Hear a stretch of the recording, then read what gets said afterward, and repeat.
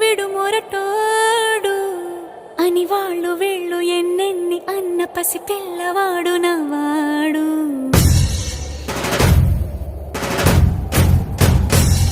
విడు ముండోడు అని ఊరు వాడ అనుకున్న గాని మహారాజు నాకు నవ్వాడు.